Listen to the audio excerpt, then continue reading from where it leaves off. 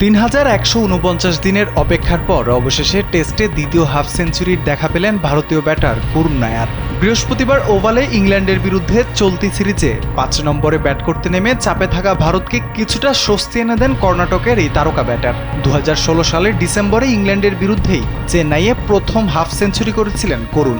আর এবার এলো দ্বিতীয়টি, যা প্রায় দীর্ঘ 8 বছর পর। তবে এত দীর্ঘ ব্যবধানের পরও পার্থিব প্যাটেলের নজির ভাঙতে পারেননি করুণ। পার্থিবের দুটি অর্ধশতরানের মাঝে ব্যবধান ছিল 4426 দিনের, যা এখনো পর্যন্ত টেস্টে কোনো ভারতীয় ব্যাটারের সর্বোচ্চ ব্যবধান। 303 রানের ঐতিহাসিক ট্রিপল সেঞ্চুরির পর বহু বছর আন্তর্জাতিক ক্রিকেট থেকে হারিয়ে যাওয়া করুণের এই ফিরে আসা এক প্রকার নীরব লড়াইয়ের গল্প। এবার দেখা যাক এই ইনিংসটাকে আগামীতে কতটা এগিয়ে নিয়ে যায়।